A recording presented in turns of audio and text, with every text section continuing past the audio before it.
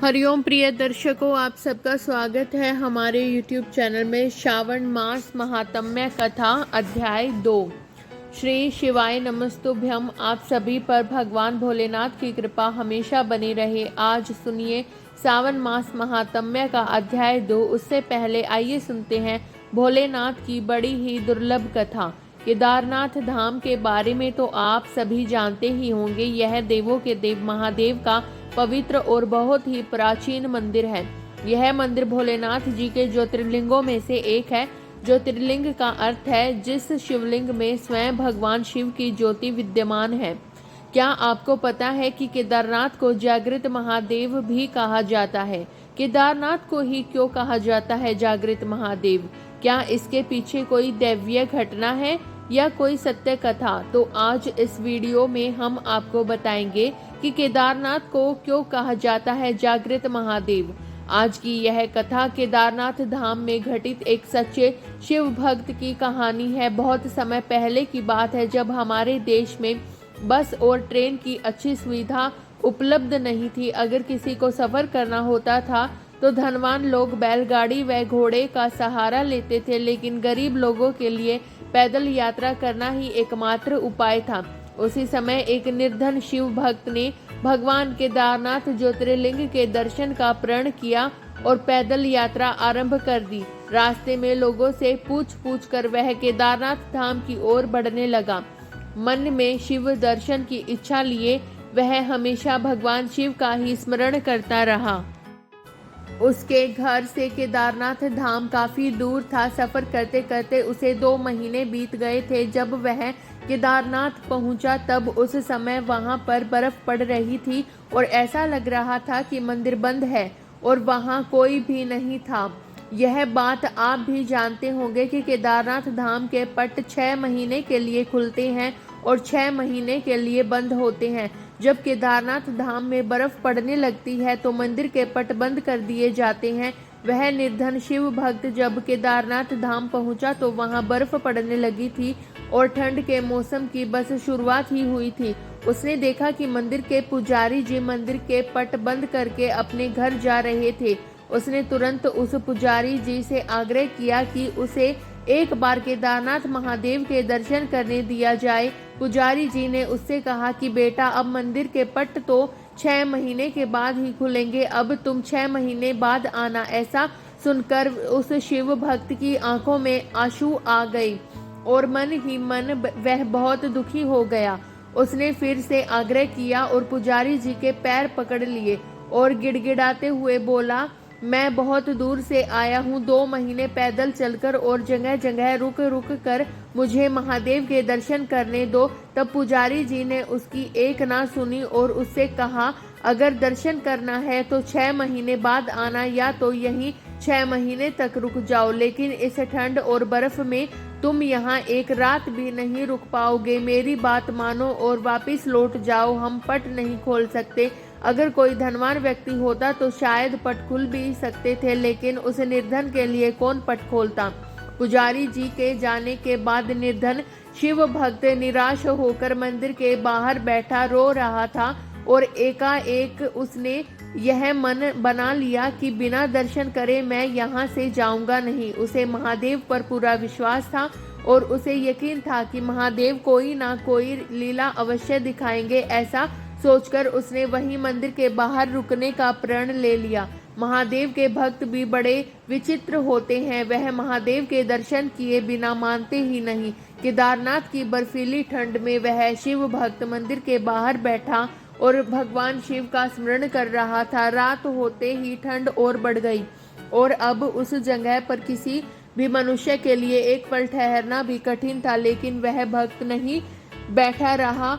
उसी दौरान उसने रात के अंधेरे में एक अघोरी बाबा को अपनी ओर आते हुए देखा। वह अघोरी बाबा उसके पास आए और उन्होंने उससे पूछा कि तुम इस वक्त यहाँ क्या कर रहे हो। फिर उस शिव भक्त ने अघोरी बाबा को समस्त हाल कह सुनाया। अघोरी बाबा ने कहा कि तुम निराश मत हो बेटा, मंदिर के द्वार खुलेंगे और तुम भगवान शिव के दर्शन भी जरूर करोगे। कहते हैं कि भगवान भोलेनाथ किसी न किसी रूप में आकर अपने भक्त को हर मुश्किल से उबार ही लेते हैं।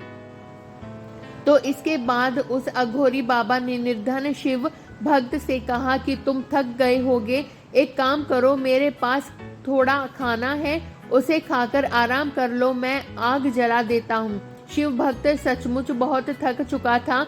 उसने खाना खाया और आग की गर्माहट के सामने उसको नींद लग गई। दूसरी सुबह जब उसकी नींद खुली तो वह अघोरी बाबा वहां पर नहीं थे और बर्फ भी साफ हो चुकी थी। ऐसा लग रहा था कि जैसे सर्दियों का मौसम तो है ही नहीं। उसको बड़ा आश्चर्य हुआ कि केदारनाथ में तो लगातार 6 महीने बर्फ पड़ती है, लेकिन अचानक यह क्या हो गया। कुछ ही देर बाद उसने देखा कि मंदिर के पुजारी जी अपने साथियों के साथ मंदिर की ओर चले आ रहे हैं।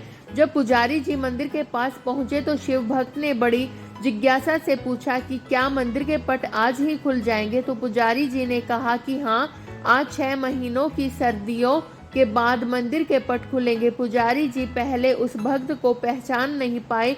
ऐसा सुनकर आप तो कल ही मंदिर के पट बंद करके गए थे। ऐसा सुनकर पुजारी जी ने अपने दिमाग पर जोर डाला और कहा कि तुम तो वही हो न जो 6 महीने पहले भगवान केदारनाथ के दर्शन के लिए आए थे, लेकिन मंदिर के पट बंद होने के कारण दर्शन नहीं कर पाए थे। तब उस भक्त ने कहा कि पुजारी जी, मैं तो कल ही यहाँ आया था और रात में यहीं सोया था और आज ही आप आ गए, 6 महीने कहाँ से हो गए। तब पुजारी जी को संदेह हुआ और उन्होंने उससे पूछा कि बेटा, रात में तुम्हारे साथ क्या हुआ था। तब उस मासूम शिव भक्त ने पुजारी जी को सारी बात बताई कि रात में मेरे पास एक अघोरी बाबा आए थे। उन्होंने मुझे खाना दिया, आग जलाई और मुझे आराम करने को कहा। पुजारी जी ने पूछा, बेटा वह बाबा कैसे दिखते थे। तब शिव भक्त ने कहा कि एकदम अघोरियों की तरह, लंबे लंबे बाल, हाथ में त्रिशूल और माथे पर त्रिपुंड था। बस इतना सुनकर पुजारी जी और उनके साथी उस शिव भक्त के चरणों में गिर गए और कहा कि तुम धन्य हो, तुम्हारे पास तो स्वयं भगवान महादेव ही आए थे और उन्होंने अपनी योग माया से तुम्हारे 6 महीनों को एक रात में परिवर्तित कर दिया। यह सब तुम्हारी सच्ची भक्ति और श्रद्धा के कारण हुआ है। इतने वर्षों से हम में से कोई भी भगवान शिव के दर्शन नहीं पा सका, लेकिन तुम्हें भगवान शिव ने साक्षात दर्शन दिए हैं और तुम्हारी रक्षा भी की है। तो यही कारण है कि केदारनाथ को जागृत महादेव कहा जाता है। कहते हैं कि बाबा महादेव अपने भक्तों को बहुत ही जल्दी दर्शन देते हैं। जो भक्त अपने मन में बाबा के दर्शनों की इच्छा रखते हैं, बाबा उनकी रक्षा भी करते हैं। हर हर महादेव। आज वीडियो के अंत में भगवान शिव से जुड़ी एक कथा सुनाई जाएगी। उससे पहले रसपान कीजिए आज के अध्ययन का। भगवान शिवजी से देवी पार्वती बोली, हे प्रभु, अगर प्रभास क्षेत्र सभी तीर्थों में श्रेष्ठ है तो अन्य तीर्थों के विस्तार से क्या लेना है। प्रभास क्षेत्र का ही महात्म्य बताइए। प्रभास क्षेत्र कौन है, उसकी सीमा क्या है और उसका सार तत्व क्या है। प्रभु, ये सब आप बताने की कृपा करें। तब भगवान शिव कहने लगे, देवी, सभी क्षेत्रों में प्रभास मुझे अधिक प्रिय है। प्रभास में उत्तम सिद्धि और परम गति की प्राप्ति होती है। उसके पूर्व भाग में अंधकार का नाश करने वाले स्वामी सूर्य नारायण जी हैं। पश्चिम में माधव जी का स्थान है, दक्षिण में समुद्र और उत्तर में भवानी है। इस प्रकार की सीमा से युक्त वह क्षेत्र 12 योजन का है। इसी का नाम प्रभास क्षेत्र है, जो सब पापों का नाश करने वाला है। उसके मध्य में 5 योजन विस्तृत पीठिका है, जो यंग कुमती से पश्चिम, वज्रणी से पूर्व, महेश्वरी से दक्षिण और समुद्र से उत्तर में स्थित है। उसकी लंबाई और चौड़ाई मिलाकर 5 योजन का विस्तार है। यह पीठ कहा गया है। अब इसके गर्भगृह का भी वर्णन सुनो। दक्षिण से उत्तर की ओर वह समुद्र से कौरवेश्वरी देवी तक फैला है और पूर्व पश्चिम में गोमुख से आशुमेधिक तीर्थ तक उसका विस्तार है। यह गर्भगृह मुझे कैलाश से भी अधिक प्रिय है। इस गर्भगृह की सीमा में पृथ्वी पर जितने भी तीर्थ, बावलियां, कूप, तड़ाग, देव मंदिर, सरोवर, सरिताएं, गड्ढे और कुंड हैं वे सभी परम पवित्र और सब पापों का नाश करने वाले हैं। इनमें जहाँ कहीं भी स्नान करके मनुष्य स्वर्ग लोक में प्रतिष्ठित हो जाता है। इस क्षेत्र का प्रथम भाग माहेश्वर कहा गया है, जो कि परम पवित्र है। दूसरा वैष्णव भाग और तीसरा ब्रह्म भाग। ब्रह्म भाग में 1 करोड़ तीर्थ हैं, वैष्णव भाग में भी 1 कोटि तीर्थ हैं। इन दोनों के मध्य में रुद्र भाग या माहेश्वर भाग है, इसमें 1.5 करोड़ तीर्थ हैं। इस प्रकार यह क्षेत्र 3 देवताओं का बताया गया है। यह गोपनीय से भी गोपनीय तथा मुझे विशेष प्रिय है। देवी सब विभागों को मिलाकर इस क्षेत्र में 3.5 करोड़ तीर्थ हैं। इसकी यात्रा भी 3 प्रकार की है। पहली रौद्री यात्रा, दूसरी वैष्णवी यात्रा और तीसरी ब्राह्मी यात्रा कही गई है, जो सब पापों का नाश करने वाली है। ब्रह्म विभाग में इच्छा शक्ति कही गई है, वैष्णव भाग में क्रिया शक्ति और तीसरे रुद्र भाग में ज्ञान शक्ति बताई गई है। पापी सठ अथवा दूसरों को हानि पहुंचाने वाला मनुष्य ही क्यों ना हो, अगर वह प्रभास क्षेत्र के मध्य भाग में निवास करता है तो सब पापों से मुक्त हो जाता है। हिमवान, गंधमदान, कैलाश, त्रिकुट, महागिरी, देव उद्यान, नंदन वन तथा स्वर्ग लोक के रमणीय तीर्थ और मंदिर, इन सब को छोड़कर प्रभास में ही मेरा मन लगता है। देवी जो एकाग्र चित्त होकर प्रभास में संयम पूर्वक निवास करता है, वह तीनों समय भोजन करके भी वायु पीकर रहने वाले तपस्वी के समान पुण्य फल का भागी होता है।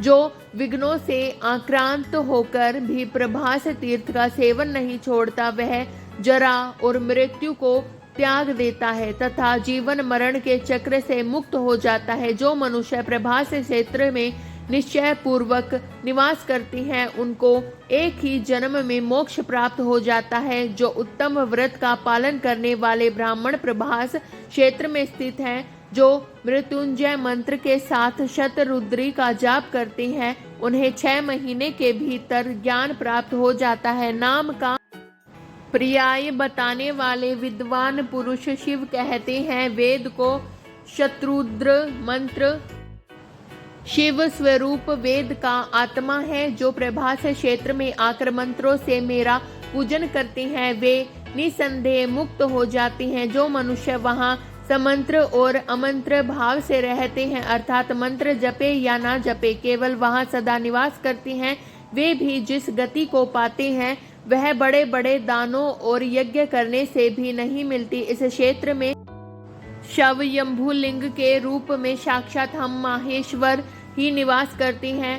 प्रभास में भगवान सोमनाथ के दक्षिण में करोड़ों रुद्र स्थित हैं। ब्रह्मांड में जितने भी तीर्थ हैं, वे सभी वैशाख की चतुर्दशी को सोमनाथ के समीप जाते हैं। प्रभास क्षेत्र में निवास करने वाले पुरुषों के लिए जो सदगति बताई गई है, वह ना तो कुरुक्षेत्र में है, ना हरिद्वार में और ना पुष्कर में ही है। देव महादेव जी का वह गुप्त क्षेत्र 7 योजन है। वहाँ ब्रह्मा और विष्णु आदि देवता तथा असंख्य योगी सनातन भगवान मुझ सदाशिव की ही उपासना किया करते हैं। देवी वे सभी मेरे भक्त हैं और मेरी ही उपासना में तत्पर रहते हैं। संयमशील सन्यासी 8 मास तक भ्रमण करते हैं और 4 मास तक एक जगह प्रभास तीर्थ में नियम ग्रहण करके उन्हें निवास करना चाहिए। एक मनुष्य सोमेश्वर शिव का पूजन करता है और दूसरा तप करता है, और उन दोनों में वही श्रेष्ठ है जो सोमनाथ की पूजा में तत्पर है। जो योग संख्या 5 रात्र तथा अन्य शास्त्रों द्वारा जानने योग्य है,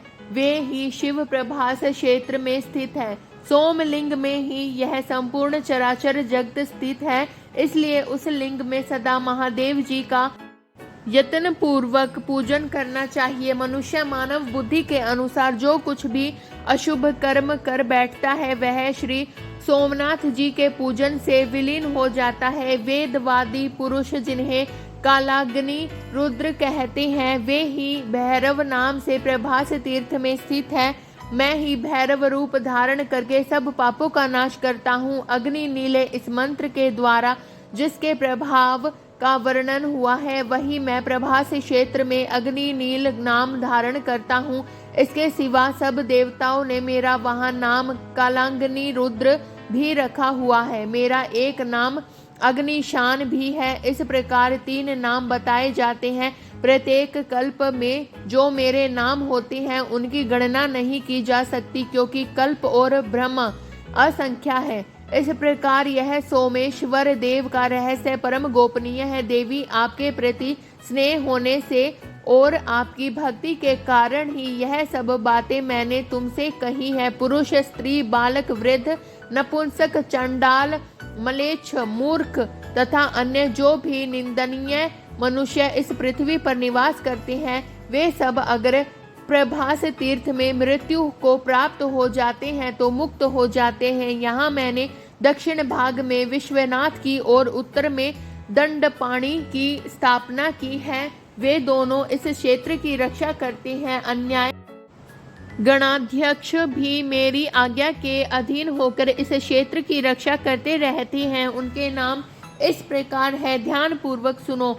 महारौद्र, चंडीश, घंटाकर्ण, गोमुख, विनायक, महानाथ, काक, वक्त्र, सुभेशन, एकाश, दुंदुभि, चंड, तालजंग, भूमिदंड, दंड, शंकुकर्ण, वैधृति, तालदंड, महातेजा, मुख, व्याघ्र मुख तथा वीरभद्र, यह सब श्री गणेश जी को आगे रखकर देव देव शिव तथा इस क्षेत्र की रक्षा किया करते हैं। प्रभास क्षेत्र में कुल 1 अरब 11 करोड़ 13 लाख गण निवास करते हैं। वे सभी प्रभास क्षेत्र की रक्षा में तत्पर रहते हैं।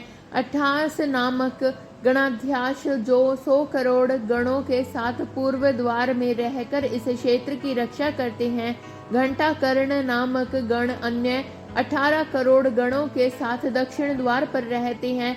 विश्वर नामक गण पश्चिम द्वार के रक्षक हैं तथा दंडपाणि देव देव सोमेश्वर के उत्तर द्वार पर रहा करते हैं। ईशान कोण में भीषणस्थ, अग्नि कोण में छागवक, वक्त्र, नैऋत्य कोण में चंड तथा वाव्य कोण में भैरववान रक्षा करते हैं। नंदी, महाकाल, दंडपाणि और विनायक यह मध्य भाग में 100 कोटि गणों के साथ सोमनाथ के अंग रक्षक है। इस प्रकार असंख्य गणा अध्यक्ष उस क्षेत्र की रक्षा में तत्पर रहा करते हैं। देवी, कलयुग के पातकों से जिनका मन दूषित है उनके लिए मेरा वह स्थान अगम्य है। मेरे लोक में जो पातालवासी सिद्ध हैं वे काल भैरव सोमनाथ की परिक्रमा किया करते हैं। पृथ्वी में जो पुण्य तीर्थ मंदिर और देवता हैं वे सभी सोमेश्वर देव की परिक्रमा करते हैं। शाकुनी, भार, भूति, आषाढ़ी, दंड, पुष्कर, नैमिष, अमरेश्वर, भैरव, मध्यम, काल, केदार, 28, महेंद्र, श्रीशैल तथा गया आदि सभी तीर्थ भगवान सोमनाथ की परदक्षिणा तथा उनके लिंग की स्तुति करते हैं। जहाँ प्राची सरस्वती है वहाँ 10 सहस्त्र अरब तथा 3 करोड़ ऋषि निवास कर रहे हैं। जो मनुष्य यहाँ अपने पाप नाशन के लिए स्नान करेंगे उन्हें 10 गोदान का पुण्य प्राप्त होगा। वहाँ पर शूल, भेद आदि लिंग पूजन करने योग्य है। महापापाचरी मनुष्य भी प्राची सरस्वती में प्रणाम त्याग करके साक्षात शिव को प्राप्त होता है। हे ब्राह्मणों, वहाँ दही और कंबल दान करने चाहिए। यह दान सभी पापों का नाश करने वाला तथा सार से भी सार पुण्य है। ब्रह्म स्थान में एक ब्राह्मण को भोजन कराने से कोटि गुना फल मिलता है। यह जानकर मैं वहाँ प्रसन्नता पूर्वक स्थित रहता हूँ। कलयुग में वहाँ सभी तीर्थ अदृश्य होकर रहते हैं। मनोहर प्रभास क्षेत्र में जहाँ सोमनाथ जी स्थित हैं वहाँ मेरे 2 गण उद्भम और सद्भम रहते हैं। वे वहाँ रहने वाले दुष्ट लोगों के मन में भ्रम उत्पन्न कर देते हैं। इस प्रकार वे दुष्ट चित्र वाले प्राणियों से वहाँ की रक्षा भी करते हैं। जो श्रेष्ठ मनुष्य इस तीर्थ में भक्ति पूर्वक दंडपाणि का दर्शन करते हैं उन्हें किसी प्रकार का कोई विघ्न नहीं प्राप्त होता। जो ब्रह्मांड, क्षत्रिय, वैश्य, शूद्र तथा वर्ण वर्ण शंकर इच्छा या निच्छा से उस शुभ क्षेत्र के भीतर मृत्यु को प्राप्त होते हैं, वे सभी मेरा सारूप्य प्राप्त करके मेरे दिव्य धाम में चले जाते हैं। मेरु सातों द्वीप तथा सातों समुद्रों के गुणों का वर्णन किया जा सकता है, परंतु आदिदेव महादेव सोमेश्वर शिव के गुणों का वर्णन 100 कोटि वर्षों में भी नहीं किया जा सकता। जय भोलेनाथ। आज का अध्याय समाप्त हुआ। इसके आगे का वृतांत आप सभी अगले अध्याय में सुनिएगा। यदि आपको हमारी वीडियो अच्छी लगी हो तो वीडियो को लाइक करें, शेयर करें और कमेंट करें। और यदि आप हमारे YouTube चैनल पर नए हैं तो चैनल को सब्सक्राइब करना ना भूलें। तो मिलते हैं अगली ऐसी ही इंटरेस्टिंग वीडियो के साथ। तब तक के लिए धन्यवाद दोस्तों।